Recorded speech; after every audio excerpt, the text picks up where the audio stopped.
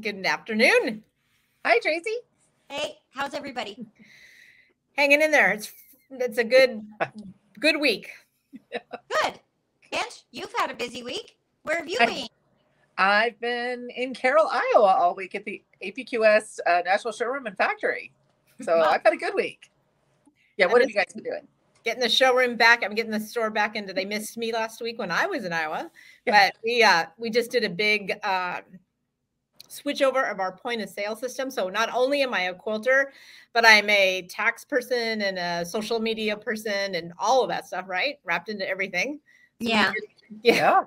We did a big push to get a new point of sale system, which is I told everybody last night when we were live, I said, if you see Kathy exit stage left anytime in the near future, that means she's retiring because they're getting a new point of sale and she doesn't want to be a part of it. Because it's an interesting industry when you take something that's a one, like a 15-yard bolt of fabric, and break it into many. The world, it just is like math doesn't exist anymore or something. But anyway, we're getting there. It's all good. Just lots of brain cells have died the last week and a half. But once it's all up, it's up, right? Right. And it's up now. It's amazing how we think this technology all like kind of talks to each other when it really does not. Yeah. It should, but it doesn't. Mm-hmm. Right. Yeah. I built my website. So I get it. There's things like fabric, like backing fabric. I sell it in 1/2 meter increments because what else do you do? Then you go to like 1/4 meter increments, and how do you explain that? And then, someone orders 3 and they think they're getting 3 meters. Meanwhile, they're getting 3 1/2 meters. So it's 1.5 meters, which I cut. Yeah. And I get it. Yeah. I sell mine by the inch, so I get it. I sell my fabric by the inch. By the linear inch. So every once in a while, I'll get people order 3 inches. I'm like, do you really want 3 inches? Yeah. But I mean, because we all use the same backbone, right? So it came down to having to buy a plug-in to do 1/4 yard increments or just sell it by the inch and say, 9 inches is what, 1/2 yard? Yeah, 1/2 yard. Or no, it's 1/4 yard. Yeah, 9 inches is a 1/4 yard. I don't know. I'm not at my showroom enough to be able to tell you what the increments are. Right. I wish. Let's talk about something more fun like quilting. Let's do that because I could just sit here. Yeah. Is quilting fun? Maybe. It can be. But it could be a love-hate relationship, right? Yeah. It's not always fun. No. Yeah. How many of you thought you were going to turn your hobby into a job and you were going to love it all the time? Oh, I hear bells and lovely music when I walk through the door every day. What are you talking about? Yeah. No. Yeah, the door does actually sing to me every time I walk through to it. So I do hear bells. Well, good grief. It's like her bougie lights at home. She's got some fancy thing at the shop as well. Mine just slams behind me with a big whomp. But anyway. But you have chimes on your front door, don't you? We do. So we will know when customers come in. Yes. Because we have a big, long store. I tied bells to my door one day. They fell off. That was my hack version of a fancy doorbell, but it didn't last long. And then I was afraid that they were bigger bells. Then I was afraid that somebody would open the door too quickly and they would like slam against the door. And then I had visions of the glass breaking. So I just took them off. Which you would be responsible for, at least. Oh, yes. Yeah. So I don't want any broken glass. Right. That's the part that, sometimes at some point we need to talk about, weird things when you open up a store, like being responsible for the plate glass in your store. It just, like, some of those things amaze me that you're responsible for. The words I hate to hear: tenant responsibility. Oh, good gravy. Yeah, that would be one of the reasons I don't like quilting anymore. No, sorry. No. Well, But I love quilting. But then I love quilting too. Yeah. Right. Most of the time. Yeah. as much experience as the three of us have, we still have those days when you can't get your tension to balance. The thread's breaking. You got to pleat. You got to pick it out. It just it's never as easy as I feel like it should be. I mean, I feel like it should be. It just should go smoothly for me because I've been doing this since 2008. And then it doesn't. Right. One of my most fun sayings in the rental room, because I work in the rental room, so I have all of the machines in there. And one of my most favorite sayings, because everybody, they'll start getting, oh, my time is getting limited kind of thing. And I'm like, so never tell the machine you're in a hurry, ever, because then you're going to have issues. Oh gosh. And it's always like almost at the end, if you've been at the end of a long day, it's like the last row. You know what I mean? Or Yes. like you lose every round of bobbin chicken, or just one thing after the other. Oh, yes. King size quilt on the last 12 inches of the border after I just turned it. Oh my gosh. Or you don't have enough backing all of a sudden. You're like, I measured this before I put it on the frame. How can I be 2 inches short on my backing? Right. Because we put it on the wrong way around. Yeah. But I have a video. On how you can extend your backing. Yeah. Shameless plug. Shameless plug. But we deserve it. And that's a good thing to know, though. That's a good thing because everybody makes mistakes. And that's what I love. I think the love part of quilting is, yes, I get frustrated. Yes, I put my needle down. Yes, I curse at my machine and walk away. But I can get back, and as soon as I get clear and headed about a few things, I can fix almost anything. Yeah. I think for my machine owners, I think they think that every day I'm quilting, nothing goes wrong. And I sail through all of my things, and I never have any tension issues, or my thread doesn't shred, or all those things that happen to not just new people, but it happens to everybody. So that it's not all roses. Just once you get a bunch of experience, it doesn't mean things aren't still going to go wrong. I think we have more tools in our toolbox to know if this is happening, this is why. So it's just a matter of learning what's causing those issues, and then it's easy to fix them. Right. Right. But I think a lot of times the frustration can come with not knowing why something's happening as well. Right. And that's just time. Like we talked about that last week. It's just time. Yeah. Time and experience and having all those things. I had my first long arm. I had zero education. The internet wasn't a thing. I figured everything out alone in my basement by doing everything wrong 100 times. I didn't have any choice. There was no education.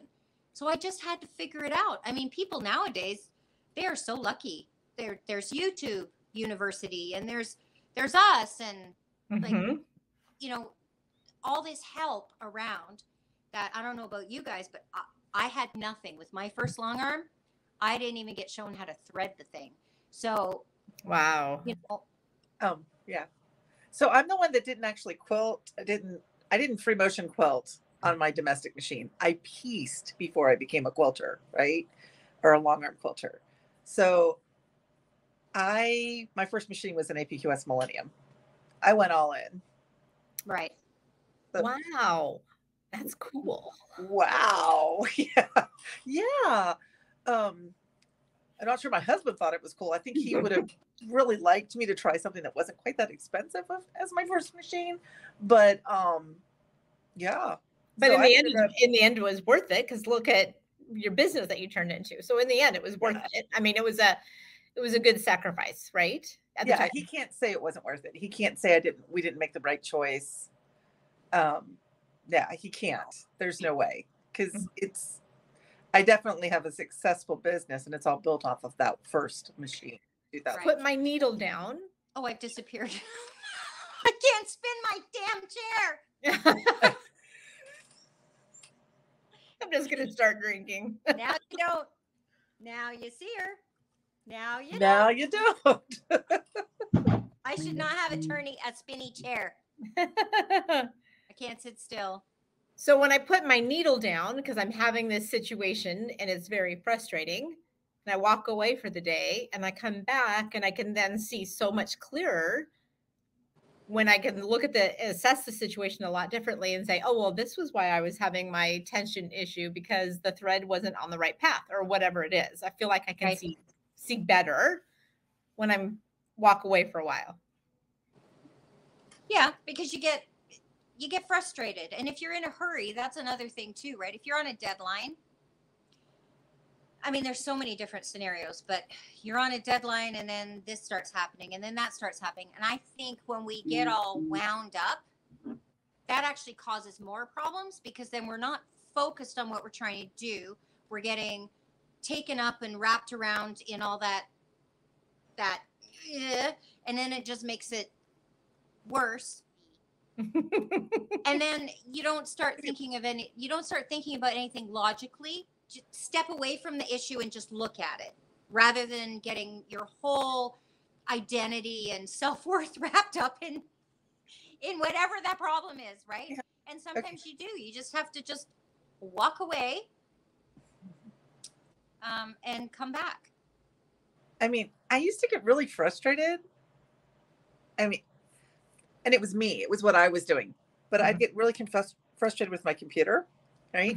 And I would get right up in front of it and say, I'm the boss of you. And then I'd walk out the front door and go get a drink, at the end of where I used to be in my showroom, there was a restaurant at the other end of the building. So I would walk down there and I would get a soda and I would come back. And amazingly, the computer is all of a sudden doing what I ask it to do. That's not the computer having an issue. That's Angela not doing something she's supposed to do, right? But I mean, Michelle that used to work for me used to laugh at me because she'd like, I would see it coming and I would see it coming and you're doing the same thing over and over and over and you're missing a step. And then you would just like, it's like, I'm the boss, you will listen to me. And you'd walk out and I'd come back with a drink for me and a drink for her. Right. And it would work, but it's not like, if I'm skipping a step, sometimes you just have to walk away, right? And get yourself out of the situation and then come back. And I think everybody knows that because people have the same issues piecing, whether it's, their little machine, whether they're crafting something, paper cutting the paper, doing, their scrapbooking. I mean, all of the same areas, we all have the same kind of frustrations, right? Or it doesn't turn out the way you think it should. Or I have this, big thing in my brain, what it should be. And maybe today's not the day I need to be doing feathers. It's not a backtrack day. That's a Tracy thing. Today's a backtrack day. I am going to get that made and put on a t-shirt. Yeah. Because I think that's I say that all the time here, and it's a quilting reference, but it could be insert anything. Yeah. Right? It's not a walking and chew gum day. Yeah. I don't know. Well, but when you talk about all that other stuff, I have the same thing because I'm into the sublimation, right? Sublimation thing. And and I got my Cricut and I'm learning how to use that and all that kind of stuff. But that whole sublimation, there are so many, and it's kind of a good mirror for quilting. There are so many aspects of sublimation that have to go right for you to end up with a beautiful tumbler or a beautiful mug. You got the printer, you got the ink, you got the paper, you've got the computer and the programs. You have to have all your colors right. Do you know what I mean? You have to bake it for the right amount of time, and you've got it because it's a heat-based process. Heat, it's the time. It's so much, and I'm telling you, I did what I always do. Why get the $100 printer when you can get the Epson 15,000 because it's a wide format, which means it's a lot of money. And I've gone through 4 different kinds of paper and I've reconfigured all my colors in there. And I'm telling you, if I hadn't have spent as much money on that flippin' printer as I did, I would have pitched it all in the garbage because nothing was coming out right. None of the colors were right. And I was in tears because it's like, oh my God, I've spent all this money on all this stuff. And I'm just a loser. I can't figure it out. I'm in sublimation groups. Everybody's posting these beautiful tumblers and their colors are vibrant. Everything's crystal clear. And I got a big, nasty, soggy, wrong colored mess. You know what I mean? And I almost quit. But I walked away and I left it. And then I would just try one thing, you know? And then when it finally all kind of clicked together, and now it's smooth sailing. But I mean, it won't be without issues still, but it takes a while to figure it out. And you get frustrated and you hate it. Oh yeah. I didn't think it was such a good idea. I was talking to my friend, one of the teachers that teaches here, and she was talking about, she gave a talk several years to a guild about the relationship. Like you go through like all of the stages, you walk in, you got this brand new fabric, you're so excited and elated, and you can do this, right? And you got this beautiful fabric and it's just gorgeous and you're so excited. And then you start pressing it and you start cutting it and then you start piecing it and you put it up in the wall and you're like, really? That doesn't look good. I can't do this. I'm a terrible quilter. Oh my gosh, I can't do this. Wait, it's starting to look okay. I think I can do this. Oh my gosh. Oh my gosh. And then you get done. She's like, I think I do that. Look at that. That looks really good. So you have all of the emotions in one project. Oh, for sure. In 10 minutes. One project. So you know what I had to do this week? I had to purposely mess up my tension. As many times as I've had bad tension in my life, don't you think I could do it? Not when you're on the spot. Do you know that happens to me when I'm teaching my new owners class? Yes. I'll say, okay, we're going to jack this right up. And then we're going to fix it so I can explain. Last time, I couldn't get my tension to suck. Not once. I was seriously messing with stuff. It was like, no, all right, well, we'll deal with it by video call. Let's move on to rulers. Let's play with rulers and stencils and have some fun. I tightened the tension disc all the way up against the side of the machine. Like that thread should have been breaking. I don't know. And it was like, yeah, it's not even breaking. No. When you need it to do what you don't need it to do, it won't do what you need it to do. Yeah, I was under pressure to get it to not do right. Right. They were like, can you make the tension not do right so we can see you balance the tension? Sure. No. Great. Right. But that's pretty. It all worked out. It was, and I was amazed how stressful it was because I wasn't getting it to fail. I mean, I want this to fail. It's not failing. And I'm like, it was completely stressful. I'm like, that's a good thing, right? But it's hard to make it fail. And that's one of the things I found with the newer APQS machines. I used to be able to mess the tension up in a booth and show people what bad tension was pretty easily, right? And these new machines, I have to work at it. Mm-hmm. And it's the same tension disc. That's what gets me. It's like, the tension disc is the same between all of the machines. Mm-hmm. And I don't know why. I'll just say and I think most of the time the issue is right here between my two ears. Yeah. Because it's totally me. It's like that same thing that Tracy talks about. When we talk about thread, it's not your machine doesn't like it. It's between your ears that's having a hard time with it. It's that learning the tension, right? Yeah, my machine's not allowed to have an attitude. That's not okay. Right. Sometimes I have to leave the building, tell it and leave the building and come back in, but it's not allowed to have an attitude. Right. Well, and here's a good story. This just happened. One of my customers has a Lucy with a quilt path. I sold him a bunch of Fantastico thread because I love it. And he came in last week, or was it this week? Doesn't matter. He came in holding one of those cones of thread, and he says, Lucy hates this thread. It keeps breaking. I've tried everything. I've changed my tension. I've played with my bobbin tension. And he rhymed off all these things that he'd done, except he hadn't called me. Anyway, so I took the cone of thread and I looked at it And I said, I'm looking at it, and I said, Stephen, this cone of thread doesn't look right.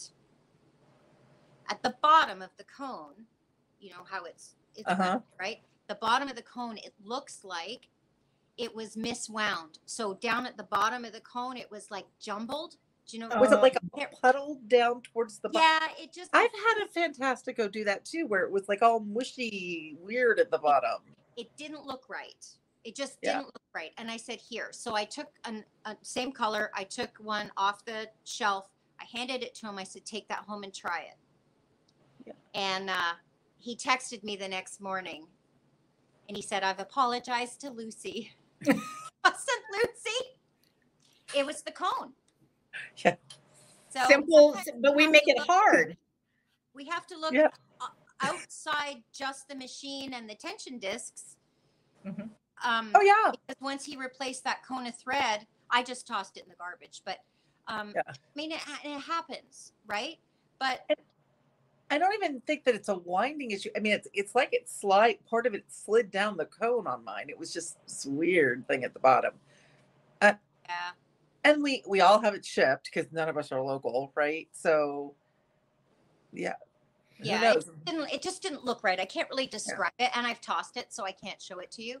But he was very happy, and he said he had apologized to Lucy, and it wasn't her fault. And I didn't mean to slander you. No, he said, we've made up now. I said, well, that's good. Well, and here's the other thing. I think the part that I think is interesting is just, I think we overthink things. I am huge. I overthink things. And like an example of like when we're dealing with these beautiful machines, and now we put the quilt path on them, and we're trying to educate our customers on okay, great example. I think our customers, and I even think I did this at the very beginning, give that computer or give my machine too much credit. Like maybe it can't do something, but I think it should, right? So a great example is when we have a thread break, trying to explain the last stitch versus closest stitch, because they think the last stitch is where the thread broke. I'm like, the machine has no, it does not know where the thread broke. It's where it stopped stitching on the XY axis. If you think about that as a grid, but the closest stitch gets us back to where it actually, where your long arm is. Right. And if you explain that to the customers, then all of a sudden, like this enlightenment happens. It's like a beautiful thing because they were overthinking it, or who knows, right? You know, kind of like I have been guilty of that. I'm going to be guilty of that in the future.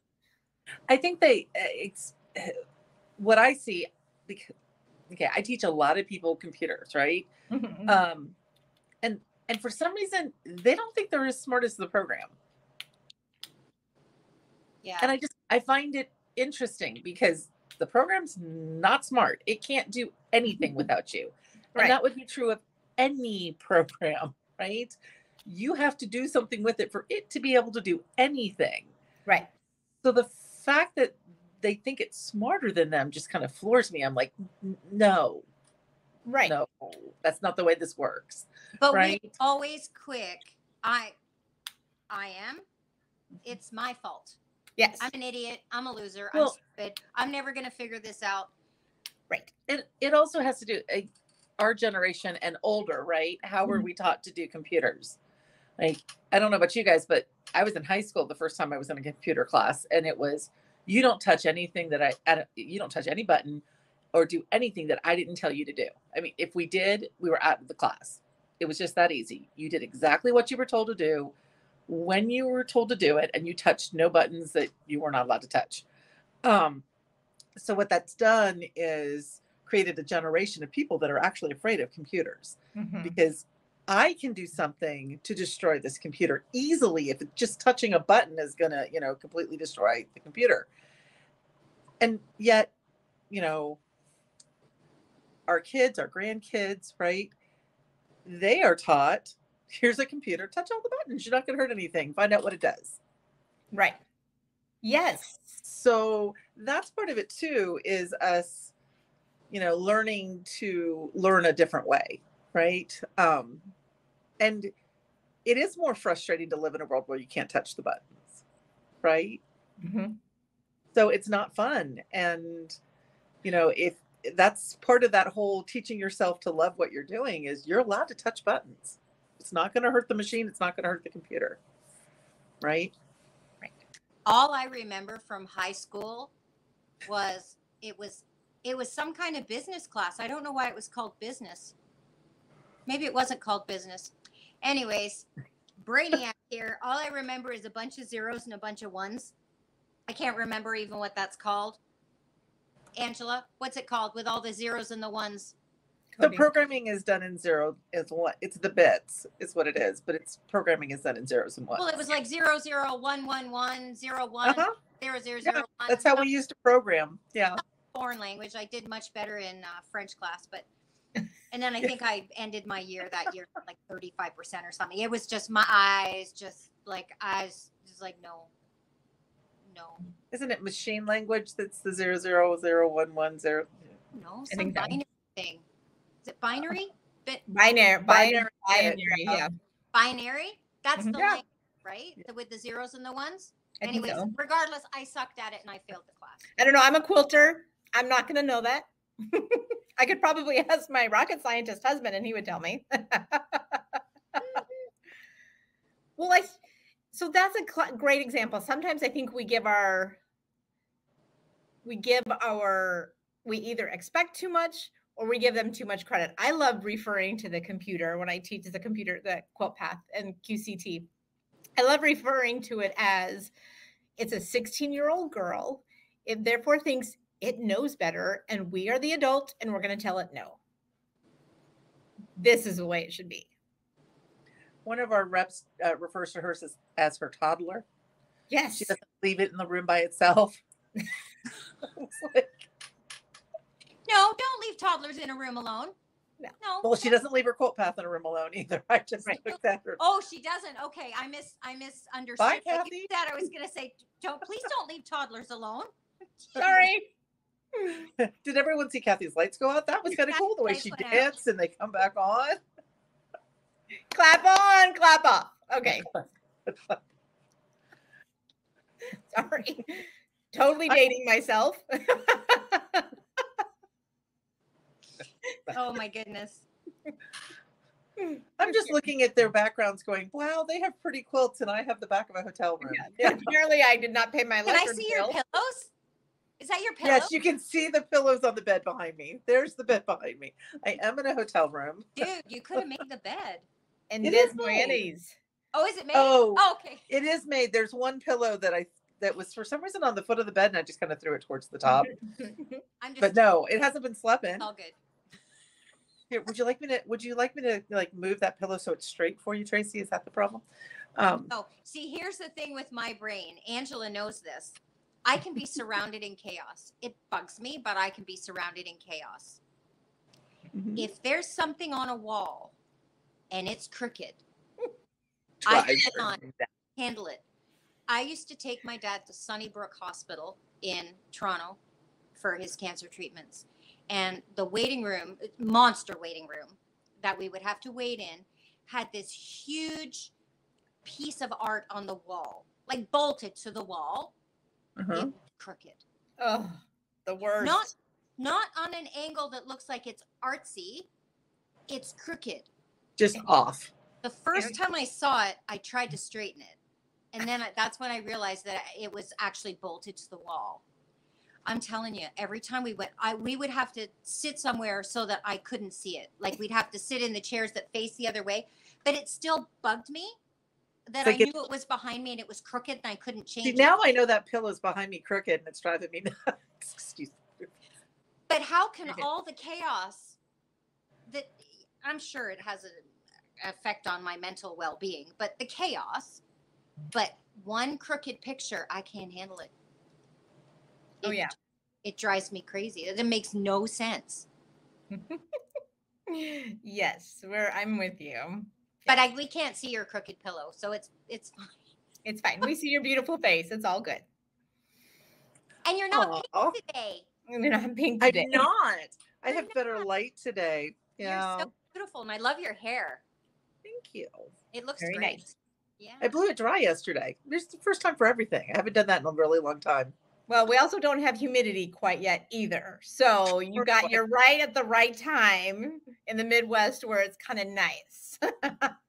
And you have that hair that would be a workout to blow dry anyway. I used to be a hairstylist, so I know It how is. it would take to dry, and I can understand why you don't do it every day. Yeah, it's thick. It's kind of coarse. It holds the water. And yeah, it takes me about just over an hour to dry it when I'm doing it with a round brush. It's rough, which is why I don't do it. You'll see me with my natural kind of wavy curly thing going on most of the time. But yeah. Looks good. It looks good. Did you get different glasses? I didn't. Nope, not yet. That's going to happen next month. Baby steps. Baby Baby steps. steps. Baby steps with the changes. So at some point, well, probably before, I don't remember if it's before or after the next go live. My glasses may not be in at that point, but I will be going to pick them out before then. So yeah, and then I have a hair appointment too. So I'm going to look completely different. You're going to look fabulous, but all right. You're going to look wonderful. Hey, that's a good thing. While we're here, we could ask the lovely people who are watching our podcast, what would you like to see on one of our Wednesday night lives? We've talked about thread. We've talked about batting. It is a Q&A. It's a live Q&A. Yeah. But if there something now, keep in mind with a Q&A, I mean, we can't go like to the depths of the subject, but we can certainly talk about things. Mm-hmm. If you've got any ideas or any thoughts on what we could do for a live, I'd love the feedback in the comments. I know that there's been a couple people who wanted us to do some business topics, which, that's great. Might not want to hear what we have to say. Yeah, because I want us to talk about backings. Wide versus pieced, and how you would load a piece as opposed to wide, and what to look out for and all those kind of things. So I think that's what we're doing on our next one, isn't it? We're going to talk about backings. Mm-hmm. Yeah. So, but in the comments below, whoever's channel you're watching it on, whether you're on Kathy's channel, Angela's channel, or mine, just post in the comments if there's something specific that you'd like to be a part of the Q&A on a Wednesday night. We'd appreciate that. Very much so. What would be some advice that you would give new owners or old owners or any owner on how to avoid your frustrations? Angela. Try to be realistic about what's frustrating you, right? So if something's frustrating you, take a step back, look at what is actually causing the frustration, and then address that, as opposed to trying to just work through whatever's going on. And there are times that you can't do that, right? But most of the time, if you take a step back, life gets better, right? And try to, not let it phase you quite as much, right? I find if I walk out the front door and walk around the parking lot and walk back in, things usually get better. And I mean, at my current showroom, my parking lot only holds like maybe 10 cars. So it's not like it's very big, but just circling around that parking lot and coming back in, I'm like, okay, I reset and everything's going to be okay again. It doesn't always work, but normally it does. And usually I find that what is frustrating me isn't what I'm actually trying to do at that moment. There's 101 other things going on in my life that I just need to give myself time to work through something, right? Because even, I'll be working on a machine, but I'll be thinking about something at home, right? Or I'm worried about my mother-in-law, or, I'm beating myself up because I haven't called my mom recently, right? Right. So yeah. There could be underlying situations that, right. Yeah. What about you, Tracy? Oh, go, sorry. Yeah, it's okay. Tracy, what about you? Well, and that's the kind of thing I think I was talking about earlier. It's like some days some days you're going to be able to handle the challenges, and it can be as simple as a tension issue or I don't know, or something like really big. I don't know. I can't think of anything off the top of my head at the minute. But it depends what your mindset was going in, right? And like you said, if you're thinking about all these things and then, because I do that to myself too. If I'm having a rough day, first, I don't even know why I do it. I will, well, I'm going to do this instead then, knowing full well before I even start doing that it's going to give me a hard time. Like I'll go from one frustrating thing to another. And sometimes it's just like I feel like I'm just being masochistic at that point. It's like I'm just trying to drive myself crazy because apparently I'm not upset enough. I just have to just keep going and just pile on more. Let it all pile on and pile on and pile on till it becomes this big thing. So the same thing, just walk away, do something else. And this isn't just for like piecing. If you're piecing, and I don't know, it's been a long time since I pieced, so I'm kind of talking off the top of my head here, but you know, you can't get your points right, or you're trying to do something with Y seams and that's not quite working out. And, you know, it turns into this huge thing where you just want to toss it all under the thing. And that's what happens to a lot of projects, I'm sure. Right. You get frustrated with it that you just shove it in a drawer, under the table. Forget it. I'm never doing that. I have had times where it's been a very good thing that my long arm, any of the long arms over the years, have been on a frame and are not immediately able to come off the frame and be tossed out the front door or the basement window. It's more work to take the only thing that's saving you is the fact that you're on a frame. Otherwise, out you go. Or maybe some of the home domestic machines are too heavy to walk upstairs to throw out the window, right? And lift them out, right? Absolutely. I could say my domestic machine weighs more than my long arm, for sure. Oh yeah, yeah. Yes. Oh yeah, so does mine. They're heavy. Yes. Yeah. They're heavy. But yeah, you just and put it into it's hard to do when you're in the minute as well. But you have to put it into perspective. I tend to laugh at myself. You know what I mean? Like, because I guess maybe the situations I've been through my moving around all the time and not having family by me as I'm raising my kids in whatever situation I'm in, I'm like, okay, God, bring it on. Kind of, you know what I mean? All right. Ha ha. I laugh in the face of danger, whatever that is, right? Kind of thing. Right. I have a tendency probably to, and then what that does is that breaks the ice for me to realize, oh my gosh, I'm all tense. I'm hunched over. I'm all frustrated. I'm not breathing. And it helps me to break that ice to get me out of this situation for a second, to get back into like, okay, take a deep breath, you know, then stop squeezing the handles of the machine so tight or, you know, any of that stuff. Right. Yeah. I mean, it's not, we're lucky that we're not flying an airplane or, you know, doing heart surgery. We're working on beautiful quilt machines. And it's a good thing to be able to take a breath and obviously I want to take care of our customers as much as I can and as fast as I can. But it also needs some education on, if we are doing something like custom quilting, to please give your long armor the time and the patience for him or her to be in the right mind, or whatever is going to be happen for that creativity to flow. Yeah.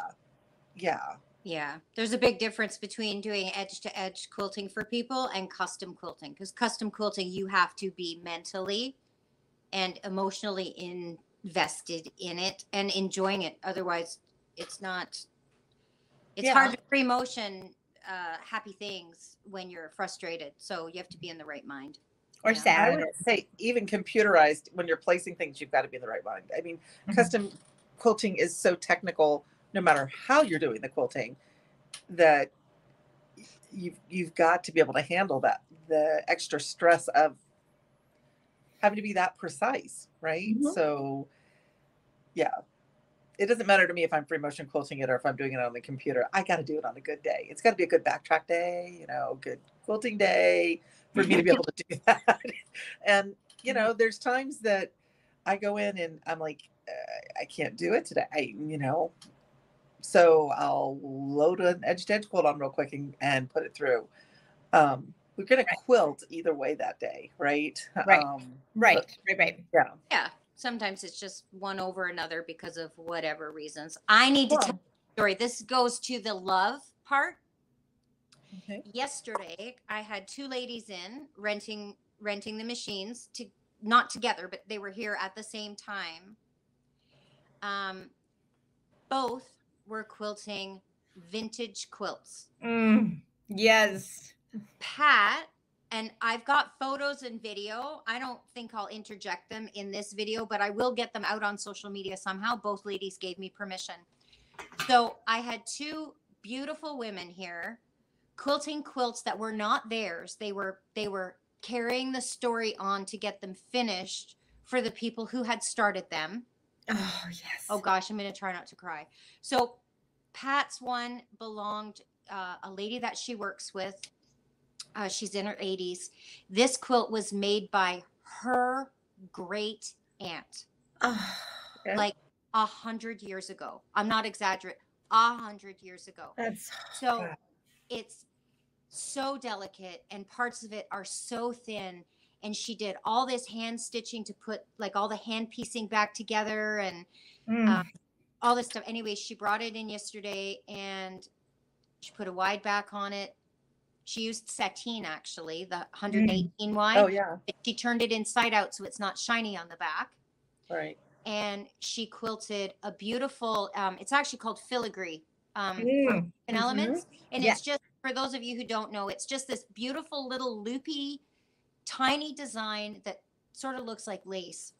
It's beautiful. So we needed something dense so that it would hold all those very delicate seams together, because this lady wants to pass this down to her daughter before she leaves this earth. And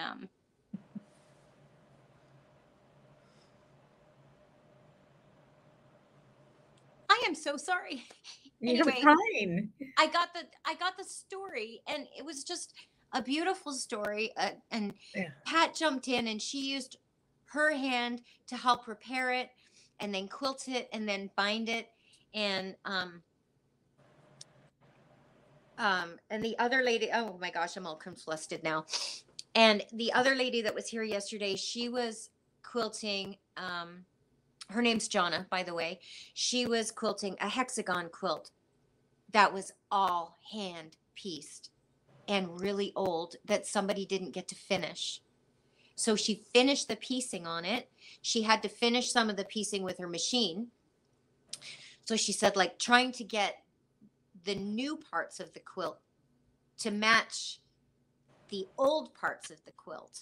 You know what I mean? Yeah. And she quilted on Millie, and Pat was over on Lucy, and they both quilted these huge quilts, like 100 wide, 100 by 100. They both finished at the same time. Aww. And I managed to get like quick videos of them both quilting in the beginning and both at the end, and we took pictures. And then this morning, Pat sent me, she'd gone to work this morning, and the lady that she did this for, she works with, and she sent me a picture of her holding it. It still needs to be bound, but just getting to see that it was all put together and finished. And I cried again this morning because it's just such a beautiful story. And this quilt that's all these years old and never got finished. It survived a fire. It's got stains on it from being in a fire. She managed to get most of them out, but some of them aren't. I really, really loved quilting yesterday. Yes. And it had nothing to do with me, but just the stories and how good these two women felt all day long while they were doing what they were doing. And when they both left, it was the best feeling that I got to be just a little tiny part of the stories of those quilts. It was just fabulous. It was just fabulous. And they're beautiful. And they both did a great job. And it was so exciting. But it was cool. That's the best part of the living this dream, like working with that's it. Yes. Sometimes happy accidents where I get frustrated. One time I had this quilt, and I was quilting for this family that they called around saying, do you have, so-and-so's quilt? And I'm like, well, I do, yes. And she goes, well, she passed away. Right. So already I'm like, oh my gosh, can I quilt it for you? Do you want me to finish the process? And I did. They let me finish it. Well, the frustrating part in the middle of it, my hate part of it, is my quilt path moved the pantograph down this much. Right. And I'm like, oh my gosh, what am I going to do? When it was a real meandery kind of pantograph. And I'm like, what am I going to do? What am I going to do? And I'm like, you know, thinking about it and what am I going to do? Praying about it. And I'm like, oh my gosh, this is like weighing on my heart. And all of a sudden I'm like somebody whispered in my ear, it must have been an angel. Maybe it was a lady. And she said, write love grandma in the middle of it. Right. So I called them. I said, what are you guys going to, I know this is a baby blanket made for somebody. What will be her name? And I'm going to write from love, love, whatever you want to call her. And I got the chance to do that and hand it to him. And it was like what your experience. It was just goosebumpy awesome. Like I got to be the privilege of part of this, a small part of this great journey that's going to be forever in their family. Right. Yeah. How lucky are we? It's good, right? We are. It is good. It's good. Takes away any frustration ever happened. Okay. Sorry. Slate's clean. I'm starting over with a clean slate of frustration. It's all clean. It all went away. Those are the things. I had a customer several years ago. She found me. I don't know how she found me, and I quilted quilt after quilt for like she just kept bringing me another one and another one, and I said like, we just got talking one day, and I said like you're just, you're a beast with all these quilting, and that's when she told me that she wanted to make sure that everybody she loved got a quilt before she passed away. And she was young, she's younger than me. And I didn't know because she looked so healthy. She had cancer. And she was on a mission, man. And she would bring them to me and I would put them at the front of the line. Like, I didn't care how big the lineup was. When that girl brought me a quilt, she got it like within a day or 2 days. It got done for her. They were all edge to edge, but it got done so that she had the chance to bind them, label them, and give them or put them away. And her very last quilt, she didn't get to pick up. So her mom came to pick it up. And oh my gosh, we cried and cried and cried. But it was a beautiful thing too, because she just kept making them to give them so that everybody would have a part of her before she or after she left. And she let me be part of that. And that was, that moment with her mom, when her mom came to pick up those quilts. Whew. That's the same with this family. That it was, I had to walk. It took all of my energy not to cry. And I think I did, and I think they did. And it's just been amazing, right? We're lucky. This quilting world has so many woven stories. Like, we can say that, and pun intended. Yeah. Right? Yeah. Yeah. Cool. I have a customer that I've quilted for years, and I was in my first showroom, so it had to have been, 6-7 years ago. She brought a quilt in. It was for her daughter, and it was a chemo quilt. You just don't expect them to tell you that. And I think that, being able to, you're a part of their lives. You don't even realize it, right? And on this one, we didn't think she was going to make it. She did. She's still with us today. Yay! I know. I was like, yes, one of them made it. And saw her like right before I went to Iowa. She was in the showroom and I happened to be there. And she's like, yeah, she's doing great. Like, I know. And she's got a form of blood cancer. So yeah, it wasn't good when they saw it. And it's amazing to me how we touch people's lives and we don't even realize it. Because same thing, when she told me that, I'm like, this is going through right now. Like, yes. I had that quilt done in under a day because I'm like, no, it's got to be done. She's got to have her quilt, So yeah, and the ironic thing was, I don't think she'd ever made her daughter a quilt. And then, you know, I'm like, yeah, she needs to have a quilt of her own, you know. It's yeah.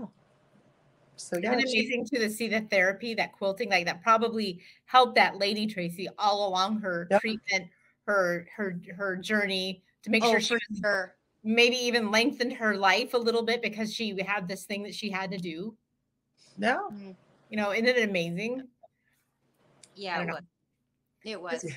This Kind of want quilting to world keep is inventing amazing. someone so she has another person to focus on, you know. Right. Well, I mean, we can go on for stories forever. You know, I mean, I got a gentleman who started quilting when he was 78. He's still quilting. He does the whole process. It's amazing to see like the joyful, the stories, the awe-inspiring stories. But that's the love of quilting, right? Like this quilting is it touches my soul. It touches my soul. Yeah. Yeah. I think that's why I keep going, though, is that that you know that it does, right? Even when things are bad and things aren't going the way that I want them to go, and it's that bad day, you still know there's going to be a positive outcome, right? So Yeah. it's a little different than my last job, but there was no positive outcome, right? The only positive outcome was that I quit, right? Right. It's not like that with quilting, and I think that's the thing that amazes me, is that it's always going to end up with something positive happening that keeps you in it. Because it would be easy to give up some days. Oh, there are days that I'm like, what? Why do I do this? Why, you know? And then other days that I'm like, I'm the luckiest girl in the world. I get to do this, right? Yeah. And don't you just love the texture? Yeah. Like, I still like, my favorite days are the days that I have been custom quilting and I take that quilt off the frame. mm-hmm. And I really like it if it has a solid backing and you can see the quilting on the back. It's like the heavens open up, right? And you're just like, this is why I do this, right? The texture. It's the texture. Beautiful. 100, yeah. Oh. Yesterday, I did for each one of them, for Pat and Jonna, I learned that I can turn the backlight off and it will give, like it gives the side light, right? Mm-hmm. So I took their pictures and then I think I did it with Jonna first. I said, okay, watch this. So I took her picture, lights are on, everything like that. I turned these lights off. So it was just the lights from the back coming across. And then you know, the side light with the quilt. She literally, because you can really see like the texture and the stitches and like in the shadows and all that kind of stuff. And then we took some pictures and she was blown away. She was even more excited about it then. And then we went to the back and I did the same thing with Pat. So we turned off the back light and left the front light on.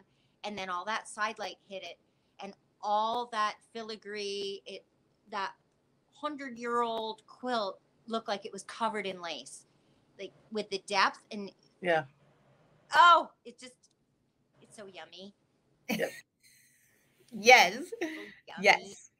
Yeah. And isn't it fun when they're runners and they didn't realize they could do it? Right. Oh gosh.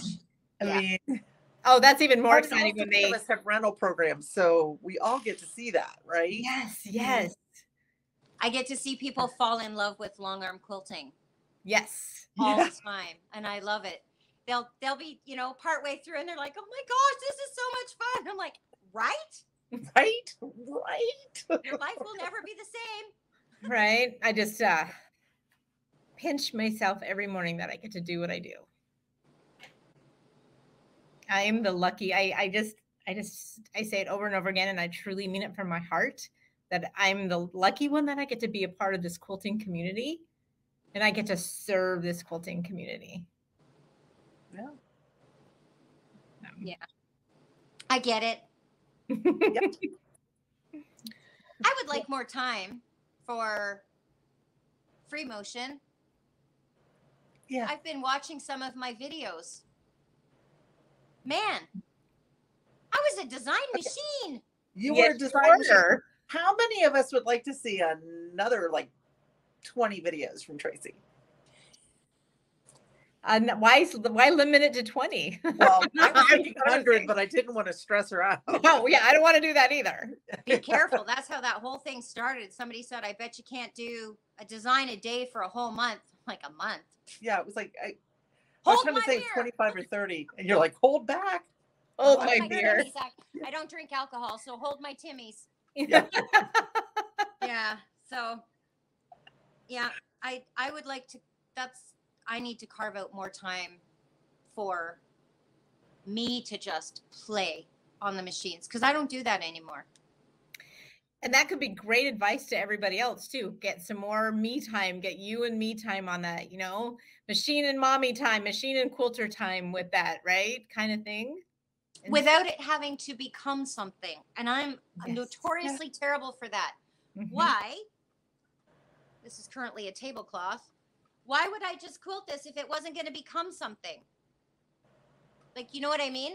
Right. So just load some stuff and just play and have fun without having to be something or without having to complete it. Just do it because you love it. Yes. And find the joy back in that when you're not having a good backtrack day. Right. Well, I think we should end there on a good positive note. I think so. I agree.